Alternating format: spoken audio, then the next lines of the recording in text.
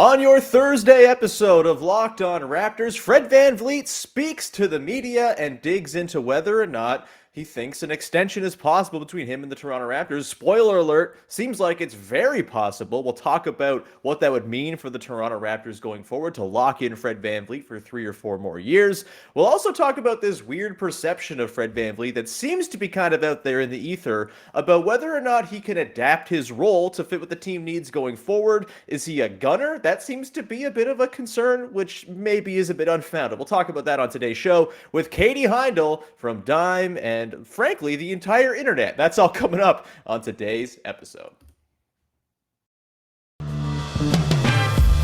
You are Locked On Raptors, your daily Toronto Raptors podcast, part of the Locked On Podcast Network, your team every day.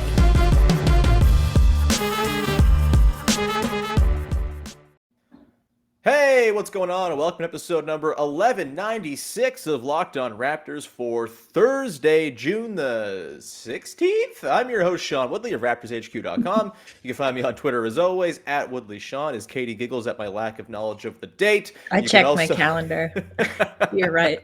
Yes, hell yeah. You can also find the show on all your favorite podcast platforms for absolutely free. You can subscribe, follow, rate, review, support the show that way. You can also go to YouTube and subscribe over there for free as well. It's very much appreciated when you support the show, and it's free to do, and it doesn't take very long. So what are you waiting for? Support the show. It's a free podcast, baby. We don't ask for much. So thank you in advance for supporting the show any way you can. Also, today's show is supported by our pals at Arcade1Up. Locked On is partnering with Arcade1Up to give away 3 free NBA Jam Shaq Edition machines. Stay tuned for later in the show, and we learn how to enter that really, really cool contest. All right, on today's show, I have headphones on because my AirPods were on the fritz, and I feel weird.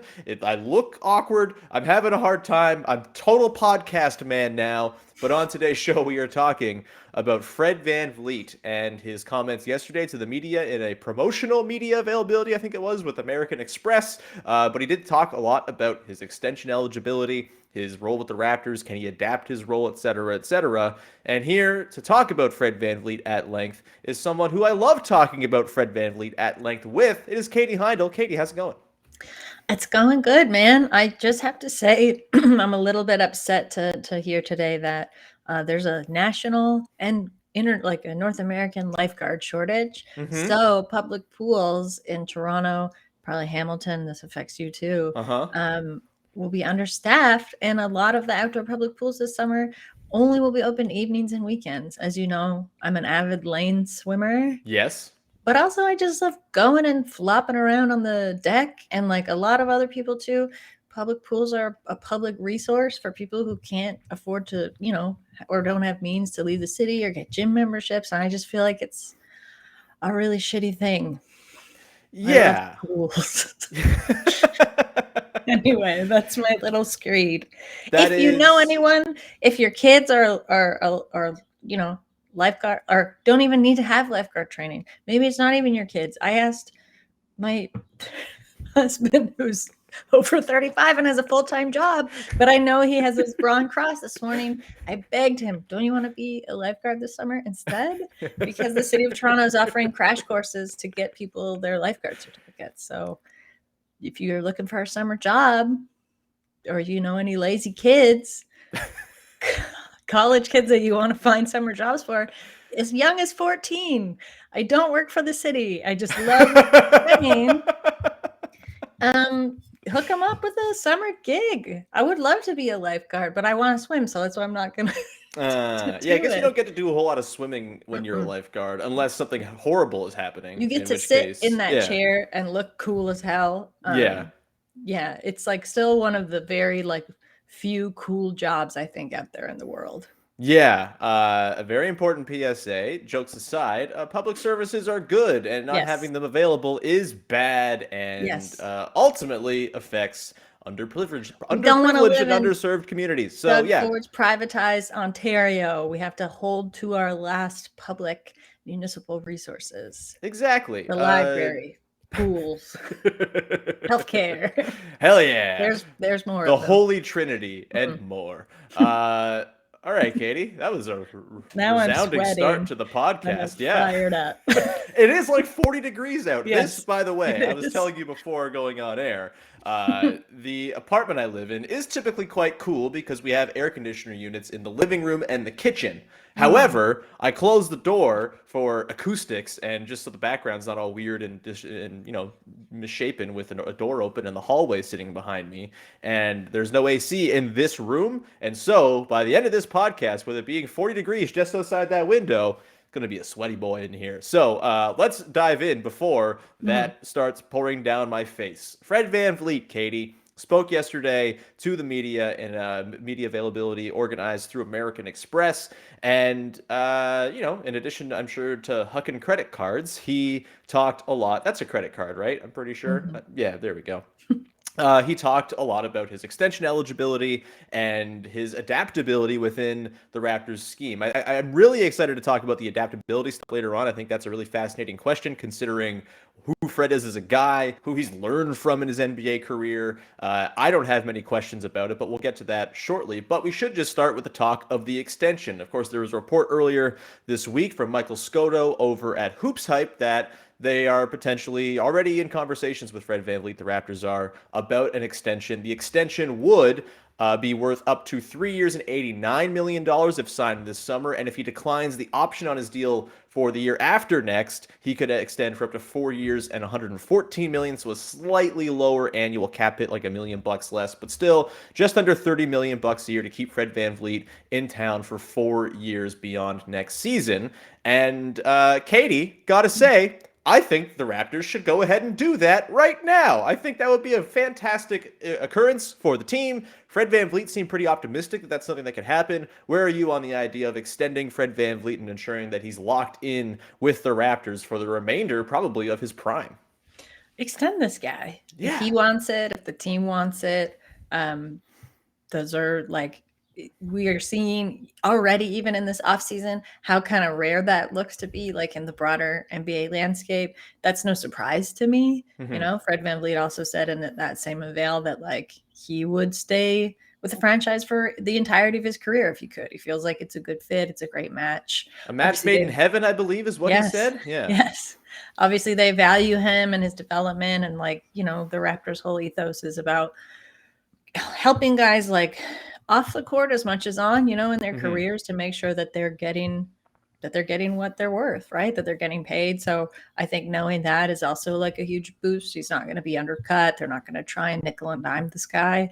And then more than that, like he's the foundation or like, a good part of maybe the trifecta of the foundation of the franchise. Why wouldn't you want to keep this guy?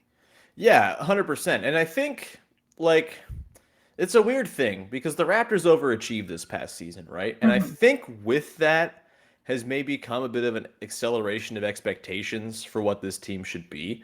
And our pal Assad Alvi actually was tweeting about this yesterday. Swar Lasers on Twitter, a very smart fellow, even if smart. He's awful at basketball and is totally overrated, but that's fine.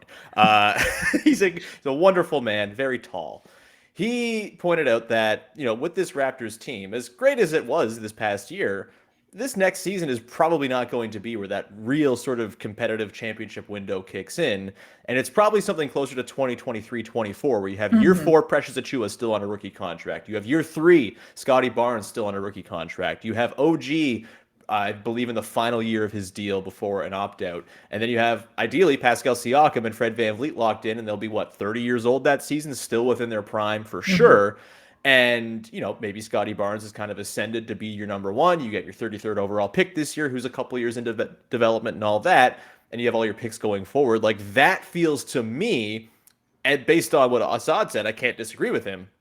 That's what he felt, and I agree. That's the year where you kind of start pushing the chips all in and really hope, okay, this is the year where we can go and actually compete for a conference finals or a championship or whatever it might be. You're a very serious in-the-mix contender, and you have all of these very good players on hand. You have the ability to consolidate if you need to with all of your picks in store and all these different guys who will be under contract. This also assumes a potential Gary Trent Jr. extension as well, which we'll probably talk about at a later date. But it just feels to me like the smart move here, and I've talked all summer long, I've been very much on my grilling brain talking about how you got to marinate. You got to marinate this team. You got to let them soak all the flavor of development together for the next couple years before they really can take off. And I think because things happened so quickly last season, there's maybe this urge to accelerate. You look like you're grabbing for some kind of prop, and it's very exciting. I was trying to close the window because the garbage truck was going by, and I forgot I'd put all these plants in the window, and I just knocked them all over. So it's good. Okay, good to know. I didn't even hear the garbage truck, so hopefully. I know I muted, but I didn't expect that you'd have the visual gaff. Fair enough. Well, for those on the video, congratulations! You just got to see Katie fumbling with plants on camera. But yeah, my point is that letting this thing kind of marinate and grow, and just sort of give it time to see what it actually is, who fits which roles. I think there's this real quick thing to sort of be like, well, Vision 6'9" works or it didn't, and then they have to adjust via that and decide what their course is from there. I still think they have a year or two here to figure things out and not rush anything. And that's why, to me, any sort of like DeAndre Ayton or Rudy Gobert trade or anything like that feels way premature for where this team is in its life cycle. And I think, just giving Fred VanVleet that extra money to stick around for 4 years, that locks in such an important piece, an important supplementary piece to Scottie Barnes, assuming he reaches the heights that we think he's going to. I just think it's a no-brainer. Any other thoughts on sort of the idea of just letting this thing kind of germinate for a little bit? Yeah, I mean, like, I guess a lot of people, I can't get down to people getting super excited. It was a super exciting year. It was a really exciting team. They did definitely overachieve, but it is up to you, the fan, and your view and experience to kind of hold a little bit of a grain of salt, and like the whole point of like Vision 6'9" is that it's meant to take time. Like, it is meant to be something that appreciates. Like, that's the value of it, is you're building something that's so unique to the Raptors franchise because they are the only ones who have secured like this many of this type of player, and have made them fit, have developed them. They've gotten a lot better. It's not just like a quick hit, right? Like the maturation is going to be what brings about like championship contention. And the maturation of that, that still counts for like Pascal Siakam, OG Anunoby, Fred VanVleet. Like, they're not at their best. If you ask those guys, like, are you in your best, like, playing? Like, are these the best years of your career? They'd say no. Because every pro player is going to look ahead of themselves, right? And think like, of course, like, I can improve in all these different ways. So I think like holding onto hope and realizing that, the next couple of years are going to be super exciting. There's no reason to think like they're going to suck or be like painful to watch. But it's not realistic to say like next year they're going for the chip. And all this is also with the consideration that like, Bobby Webster and Masai Ujiri, all they ever talk about is winning. But there's a reason you also have like that seed kind of planted front and center in your players and within the organization, because again, like, that is what you're pushing towards. Anything that proves, like, this season, I think proves that a winning mentality can mean more than just going as far as you can. It definitely accelerated the team from where we thought they'd be at the beginning of the season to where they ended up. So I think like you have to take all of this into account when you look at any kind of criticisms of a player like Fred VanVleet, which I know we'll get to later, but it's like you can't like place the burden of expectation squarely on his shoulders when that expectation is kind of your expectation of a team just like doing much better than you ever expected. Good things do come to those who wait. I know patience and the NBA are not usually synonymous with one another. And pro basketball is a short shelf life, but in this case, it's worth waiting for. Just when you look at like, you touched on Scottie Barnes, like, look at how he matured as a player just in one season. Right. With like little to no expectations on him. And he did that because he's in a system that didn't require him right away to be the number one guy. He had the flexibility and the room and the support to kind of grow and work on his game in all pretty much like every facet. And he'll continue to do that because they're not like, all right, you got to be this like number one rookie, do or die. It's all on you, which can like crush a player early on in their career. And he didn't have that. The reason he's so good is because the Raptors have carefully set things up to play the long game. So I do see that. I get being excited, especially when things speed up. Like you want everything right away, but it's not going to happen. Not with this team. Yeah, and look, like they could very well go be a second round team or even like a sneaky conference finals team next season. Totally. That again will be probably an overshooting of expectation, but to your point, they're kind of talking the talk before they're able to walk the walk, and I think that's a pretty good way to set the tone for when you are kind of jumping into that competitive window and all of that. And again, I think having Fred around for that, and also just like the importance of having really good role players. And Fred's something better than a role player. He's a freaking all-star, for Christ's sake. Like having him there with Scotty Barnes, like I've made this point before, but there are so many teams that would kill to have the supporting cast around their fledgling superstar that the Raptors currently have around Scotty Barnes, even though Barnes maybe isn't quite ready to be that sort of center of the universe type player. Having the guys around him for when he is ready for that is going to just make it so you can jump right into being competitive and not doing the sort of Mavericks thing where you're like, well, we'll try Kristaps Porzingis, and then maybe we'll try Spencer Dinwiddie, and maybe we'll try Christian Wood and all of this stuff. Like they don't have to do the trying. They have the supporting cast in place now, and I think locking in Fred for 4 years just kind of ensures that that's going to be the case going forward too. We're going to get into on the other side of the break here to the criticisms I think that are out there of Fred VanVleet, which in fairness, I don't see a lot of them because I have curated an immaculate timeline, but you see him in the comments, you see him sort of quote tweeted in your timeline and stuff like that too. I'm not even sure how much validity there is to them, so we'll briefly talk about them. And also, I have some thoughts on the sort of non-expendability of Fred when it comes to like trades and stuff like that that you kind of throw out as well for the Raptors this offseason or in future offseasons. We'll get to that in just 1 second. But first, I want to tell you about our friends over at Built Bar who are making the best tasting protein bars money can buy, and they have a brand new flavor for you. It's mud pie. And you may be saying, mud pie? That sounds gross, Sean. What are you talking about? Well, guess what? It has all the stuff that you'd ever possibly want in a bar. It is, of course, loaded with chocolate. So the huge chocolate fan is going to be a big fan. It's got rich whipped cream and chocolate mousse smothered in 100% real chocolate and topped with cookies and cream crumble. That is a hell of a sentence right there that Built Bar has put together. A hell of a bar they've come up with. You should definitely go and get yourself some mud pie bars. They're packed with 16 grams of protein, only 150 calories, and just 8 grams of sugar. That's like half the calories of a candy bar and about a quarter of the sugar you're getting in a typical candy bar as well. It's like your mom baked the most deliciously creamy chocolate mud pie,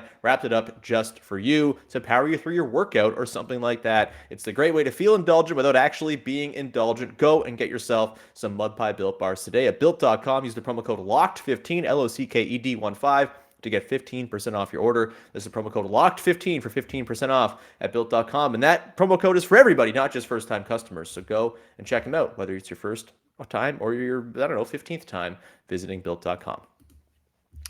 All right, we continue on here with our chat about Fred VanVleet. And yes, yesterday after his press conference, there were some weird murmurings kind of about Fred and maybe his, I don't know. Look, Fred is to the point. He's blunt. He's not going to like sugarcoat anything, and maybe that rubs people the wrong way. I don't really know. Again, I didn't see a whole lot of this and sort of like anti-Fred sentiment coming out after his presser yesterday, but it is a thing that exists, right? You see it in the comments. You see it in the sort of the general view of him as like this sort of ball hog type player. I think that's kind of a weird, fringy opinion held by some Raptors fans. Again, we don't have to give too much credence to any of this, but I'm just kind of curious, Katie, what have you seen in terms of anti-Fred sentiment, and what do you think of it? It's probably, you're going to think it's pretty dumb, right?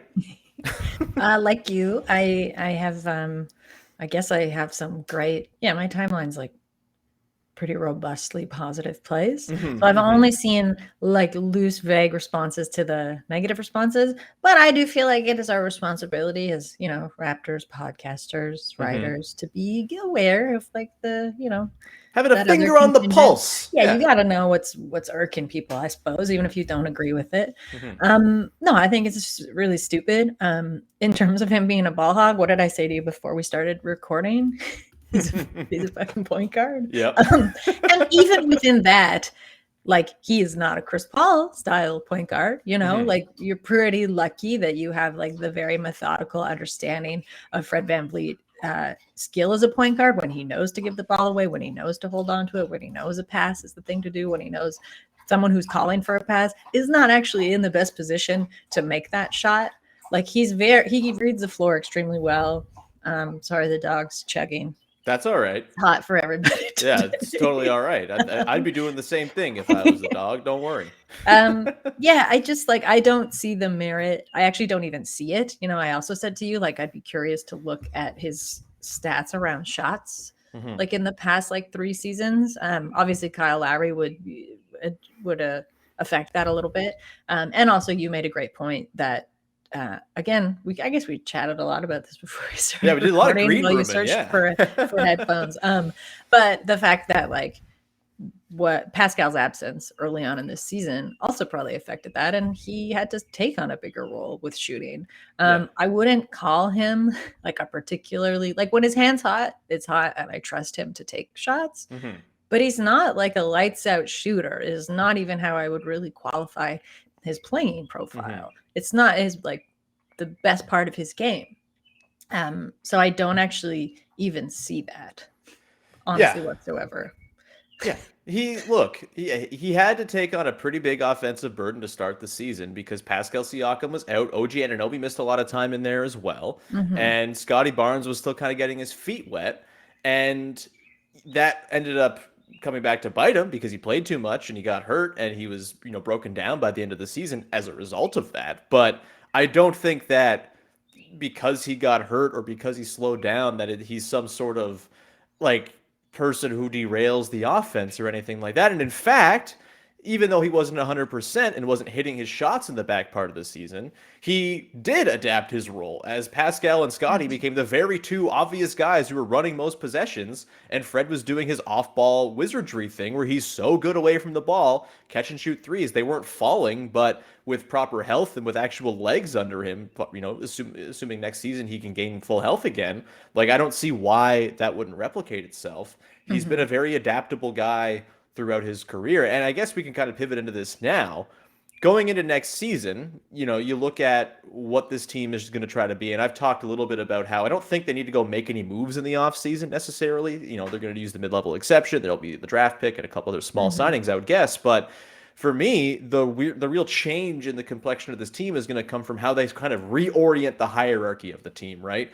You would assume Pascal's still going to be the lead dog and he's going to run the most possessions and he's going to have the highest usage and all of that. He's going to be the leading scorer. But I think after that is where you can kind of fiddle around with, all right, who is going to be the second guy in command when it comes to running the offense? Where is Fred going to slot in? How do you leverage the shooting of OG and Gary Trent Jr., et cetera, et cetera, et cetera? And I think for me, that's a very easy thing for Fred VanVleet to kind of adapt within, right? And I guess, if you have questions about whether he can adapt, I guess I understand a little bit because he is someone who's always talked about betting on himself, and he's got a lot of self-belief, of course. That's, a big part of why he's gotten to where he's gotten. But I also think because of that, there's maybe this impression that he is kind of stuck in his ways and he's going to sort of go out and try to get his and get paid or whatever. And I just don't think that's the case, particularly considering who he kind of got all his tutelage from. Kyle Lowry, the guy known for adapting his role to fit exactly what the Raptors needed throughout his entire time. He needed to be a scorer, all right, he'll go score 22 a game. He needed to be a playmaker, okay, he'll go and score 14 a game and have 10 assists and be like second in the league in assists during the Kawhi season. You need him to get back to being a scorer in 2019-20 because Kawhi's gone. He can go do that as well while also doing all the other Kyle Lowry things that make him Kyle Lowry. And I totally see that kind of being Fred's MO going forward here. Do you have any trepidation about whether or not he'll be able to adapt his role and fit to what the Raptors might need as they reassemble their hierarchy, as Scotty Barnes sort of moves up the totem pole in terms of importance and prioritization for the Raptors? Where are you at in terms of your belief in Fred adapting his role to fit what the Raptors might need next season, which might very well be sort of a supercharged 3-and-D type of thing where he's an off-ball threat for the most part, an offense, a secondary creator, and then, of course, a really, really damn good defender on the other end? I don't see any problems with adaptability because I would say, like, look back at Fred's entire career. He's like one of the most adaptable players. I think he the way that he had to play first with 905 and then to get a nod to like get called up to the Raptors, you have to do like he was a player who did everything. Like he did everything asked of him. He did everything asked of him once he got there, and he was under Kyle Lowry. He did everything asked of him. He adapted when Kawhi Leonard came in, which was a huge shift. Like we talk a lot in that season about how Kyle Lowry adapted.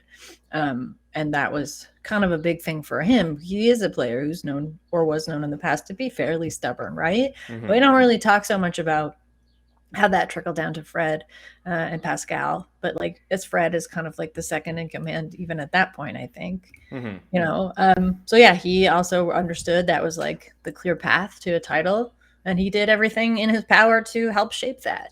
And then you have the Tampa season, he adapted there. And then you have this past season where like there were growing pains that he was totally vocal about. Like it's really a cute story when he talks about, his relationship with Scotty Barnes and just like growing to understand. Curmudgeonly man growing to love again. Him. But like, I hate to break it to you, like naysayers, but that's adaptability. Yeah, that's like personal adaptability, but I want to see that, and I want to hear him talk about that, because it means he's someone who's also not scared to talk about change, which is another thing that like a lot of athletes, like star athletes too, they don't budge in that way, and they don't want to talk about it. And another thing I want to say is there's a really fine line, I think, in the NBA between like what's perceived as confidence and what's perceived as stubbornness. And I'm still not necessarily clear, because it changes. It's like an imaginary line is what I should specify. And it changes. Confidence is positive. Stubbornness is seen as negative. And the qualifications for it changes, like season to season, game to game, like player to player too, right? Sure. And like I would really hate to see Fred, by no fault of his own, fall into this stubborn category, because he's had to make a career basically out of like believing in himself when nobody else did, and like having the like re-upping his confidence almost daily. Like that's really hard, but it speaks to like a real like wealth, of self-belief and strength, which to me is the right way to be confident. Sure. And not to just be kind of confident and brash and, about like the showier and flashier things. So yeah, I wanted to touch on that, because that's a dichotomy that I think you see with like players like Chris Paul. Sure. I mentioned Kyle Lowry, we've seen it with Kyle Lowry. Short kings, you mean?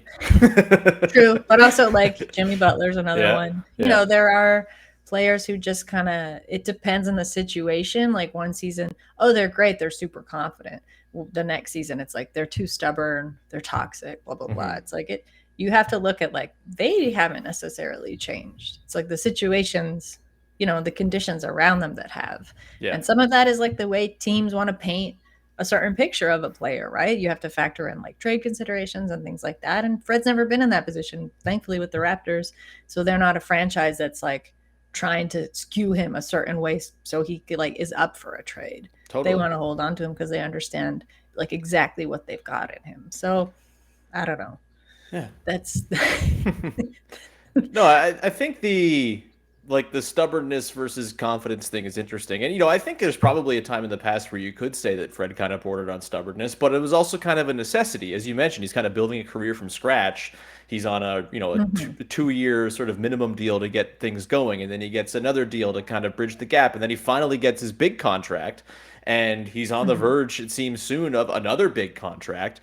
And I would have to assume that when and if that comes, which I would assume will come at some point this summer based on it being talked about already, like that would only free him up even more to be like, all right, I'm chill. Like I've made now $200 million as an NBA player. I am totally comfortable within my own skin and body to take a step back and be the third option or whatever it might be, while also being a damn good third option at that. And I know people get weird about like, is he a max player? Is he like, shut up with that? Like, who cares? It's not your money. The Raptors can keep their own guys. And at some point here, if they plan on going to be a title team, they're going to have to pay the luxury tax anyway. So, but the in-game confidence is a thing too, because that's advocacy, right? Sure. And like that's players advocating for themselves, and to a degree, that's players like Fred VanVleet who have earned the right to advocate for themselves and who their coaches listen to. Sure. Right. It's not just like a second or third year player complaining that they're not getting the minutes they think they should get. It's like your veteran leader. Yeah. So if he advocates for himself, I feel like that's completely fair. And I also do want to, say I don't have rose-colored glasses on about Fred. I've seen him be stubborn on the court when it's like, Sure.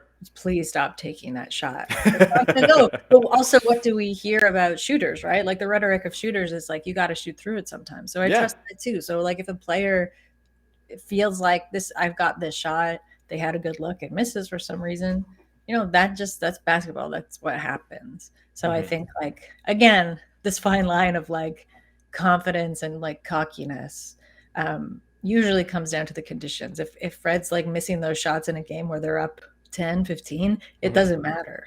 If it's a situation where they're trailing, and it's like a playoff game, it matters a lot more. Yeah. And I would argue that he has like really made huge steps when it comes to like doing the stuff on the margins to affect winning and, smart, Totally. intelligent basketball. He was an incredibly positive player last season. And that's all part of it, right? Is like not shooting your team out of it, realizing when some other guy kind of needs to get his looks up or whatever it is. And I think he's got a pretty good understanding of that and a pretty good finger on the pulse of the team when he's out there. And again, it's, we keep on doing the Kyle Lowry comparisons, but they're very easy to draw. There's a reason we do them. We're going to continue on, and I want to talk about just sort of the indispensability of Fred VanVleet and, whether or not there's a world in which if you're the Raptors front office, you would even consider moving on from him this offseason, which, again, I don't think is a thing that really is all that big a conversation, but I have seen it a little bit in terms of, well, maybe you should trade him for Donovan Mitchell or whatever. We'll talk about that and why I think that would be just a horrible, horrible, doomed idea coming up in just one sec. But first, got to tell you about our friends over at Arcade 1-Up. Boom, shakalaka, baby. They've got big news. The one and only NBA Jam is back. Arcade 1-Up, the leader in at-home retro arcade games, is not only bringing you the best game ever back, but they've made it bigger and better than ever with a, wait for it, Shaq Edition machine. Yes, it's 7'2". It's enormous. It's ridiculous. No, it's not. It's just it's a Shaq themed version of NBA Jam, which is one of my favorite video games of all time. My whole thing is I used to play a lot of sports games, but then I realized sports games aren't fun because they're too realistic, and what's the fun in that? So give me NBA Jam, give me NFL hits, give me any sports game where there's explosions and fire and crazy animations. That's the way you want to go. It's just way more fun that way. And it's one of the first ever sports games to feature real and digitized NBA licensed teams. No fouls, no free throws, no quarters required. Compete with friends and families, all with a new Wi-Fi leaderboard as well, making you more connected than ever. Anything where you can hold it over your friends that you're better at them than, that's why video games are played, baby. Go and get yourself a NBA Jam 1-Up from NBA Jam Shaq Edition from Arcade 1-Up today. They also have a lot of classics like Golden Tee, Mortal Kombat, and many more starting at just $399, and they're giving away an NBA Jam Shaq Edition to a Locked On listener for a chance to win a game console for your games room or whatever it might be. Arcade1up.com/lockedon is the place. That's arcade, the number 1up.com/lockedon. You've got till July 8th to enter with NBA Jam Shaq Edition. Don't miss out. Enter today. Who are you going to play with? Better be me. Invite me over to play. I'll whoop you. All right, we continue on here to round this thing out. And Katie, I want to just briefly touch on the idea of potentially trading Fred VanVleet, because that's what you do in the offseason. Everyone's trade fodder. OG, Gary Trent Jr., blah, blah, blah, blah, blah. I'm very tired, but we should just briefly touch on it because I do think when I have been sort of hypothesizing about like DeAndre Ayton trades or Rudy Gobert, Donovan Mitchell, etc., Fred VanVleet does kind of come up as a bit of a sort of soft middle between maybe OG's not enough to get it done, maybe Pascal is too good to move on from. Fred VanVleet makes a lot of money. He's right in that sort of sweet spot. Maybe that's a guy who you consider moving if you're getting a star player like a Donovan Mitchell. I think that would be very dumb. I just want to get that out there right now. I don't think they should trade Fred VanVleet. And the reason is he is indispensable to me to the overall culture of the team. He is like the guy who sets the tone. He's the sort of front-facing dude. He answers the questions that other people won't. And he's also a damn good basketball player, which is hard to replicate some of the stuff you'd be losing from him. What are your thoughts on Fred VanVleet and his sort of untouchability as it relates to different trades around the league? He feels like a kind of guy who is just a pillar of the franchise who, if you moved out, maybe you get a more talented player in, But what does that do to the overall sort of culture of the Raptors that's been built so studiously here over the last few Mhm. years? Yeah, I mean, I agree with everything that you said. I think you're doing what we start, like we talked about this to start, but when you're doing what the Raptors are, which is this long-term sustainability build, I Hmm. would say, uh, the first thing you don't want to like pull the rug out from under guys is the culture, Yeah. right? Like you have to place, especially new players, like in their big prime development years, you have to place them within a situation and a culture that they understand, right? Like they Hmm. understand, like, and that's a two-way street in terms of expectations on them and like their own expectations for the franchise. And you're like cultural thought leaders, that is going to be Fred VanVleet. Yeah. To a degree, with Pascal Siakam, but I'd say this is still something that falls more on Fred VanVleet, and that It he's just seems to accepted come and naturally embraces. to Yeah, him, right? Yeah. exactly. He embraces it because it comes so completely natural to him, and that's a rare thing in itself. Donovan Mitchell is a great, great basketball player. I do think it would help him his career immensely to get out of Utah, but I don't see that fit. Like, I don't see that fit because I actually haven't, like, we haven't seen that side of Donovan Mitchell because we haven't gotten to seen it with it, like within that system. I know he had a great relationship with Quinn Snyder, but Yeah. other than that, like, I haven't. He's spoken about like how much he liked that franchise and how much it meant to him, but a lot of that felt just kind of like, you got to hit the right beats and talking points when you're a franchise's star. And you have four Um, years left on your deal with not much leverage yeah, if you're trying to yeah, you push for gotta a say deal. certain things, but Yeah. um, I just haven't seen him step up in the way that we know Fred VanVleet has, like, throughout his entire career. And I don't even mean like Fred stepped up. Fred's just continuously been on that level. Yeah. So I don't think you can lose him for someone like that. I'm also not necessarily sure how even the skill fits Yeah. with Donovan Mitchell. Like at this moment, it's not exactly, bless you. Thank you. It's Whew. not exactly what the Raptors need. I also wonder how he would potentially eclipse and probably needfully want to eclipse a player like Scotty Barnes. Hmm. So how that would in turn stunt Scotty's growth. And again, what we talked about earlier, like this kind of nice, fulsome room that Scotty Barnes has had to grow within Yeah. and will continue to have in the next few seasons if like everything sort of stays within these like great environmental conditions. So I'm wary of a trade like that for obviously a lot of reasons, but I also just like don't entertain it because I do not see the point or purpose of it. Yeah. It's a really interesting thing when you sort of think about team building and, when do you sort of put the foot on the gas? Like, I feel like fans get both overhyped about the guys they have and also undervalue the guys they have. And I Of kind of feel like course. the latter happens for Fred VanVleet more than the former, Mhm. where it's like, well, he's fine, but like, what could they get that's better? Because, trades are fun. Look, I used to be a very like anti-trade machine person. I actually have come around. I think it's fun. It's just like you're at the bar talking with your pals. That's a cool thing that fans do, and it's fine, whatever. But I do think it does sort of warp the way you view the Mhm. team you have in the moment. And it all kind of goes back to the very beginning, right? Where we're talking about this is a slow build. This is something where there is patience being exercised. And look, man, it's a thing where it's happened before. They've exercised patience. They've waited. They've been opportunistic. And it ended up with a freaking title. That's not to say it will happen again because it's very hard to win a freaking title, but Mhm. they have proof of concept that just kind of letting things ride and then going from there, trusting internal development, and then knowing that you kind of have the flexibility and wherewithal to make moves when they arise.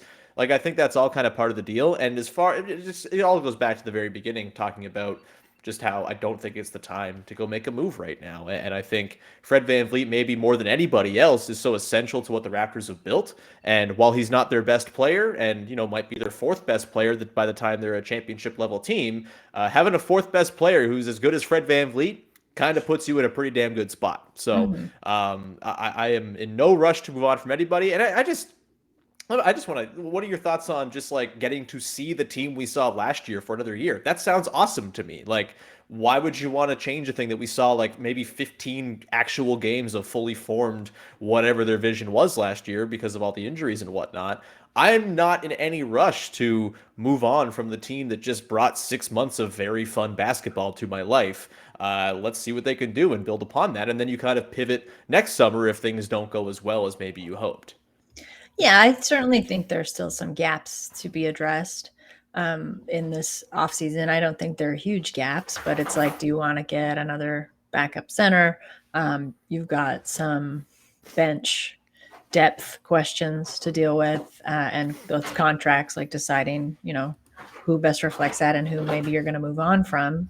So there's still that. But yeah, otherwise, an intact team and healthy team of what we got to see at the end of last season.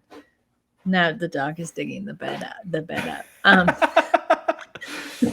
I have nothing like I would look forward to that team going into next season. 100%. So we might have just talked about a thing that no one with a sound mind is actually considering in terms of trading Fred VanVleet. But again, it's the offseason. You got to do this stuff. It's all good. That's going to do it for today's episode. Huge thank you to Katie for hopping on. It was lovely chatting with you. Anything you'd like to promote for the good people out there? Yeah, I will promote the series I'm doing at Dime called Small Screens, and that's treating these NBA finals like a TV show and reviewing every game as an episode. So what are the major plot reveals? What are the character arcs? What are the Easter eggs that were being left? It's getting harder to not talk about basketball when writing about basketball. So I do want somebody to wrap it up, but yeah, you can find that at Dime. Are you hoping that tonight is the surprise season finale? I mean, I wouldn't be against it, but I also just I feel like this is going to 7.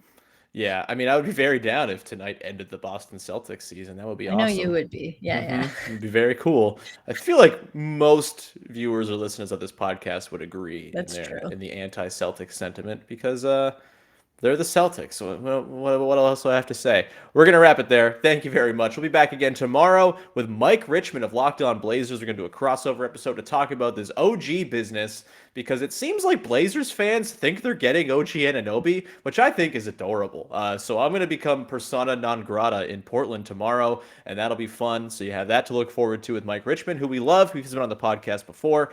Also on Monday, fun with the draft kicking off. We're going to have a fun little episode on Monday with Vivek. We're going to do a draft pick draft from Raptors history. We're each going to assemble our picks for the 5 best draft picks the Raptors have ever made based on slot, talent, all that stuff. So that will be very fun on Monday. We've got Sam Ferris from Locked On NBA Big Board coming on next Wednesday to talk more draft stuff too. So lots of stuff as we are now just a week away from the draft. Very exciting stuff as that 33rd pick has people all in a tizzy.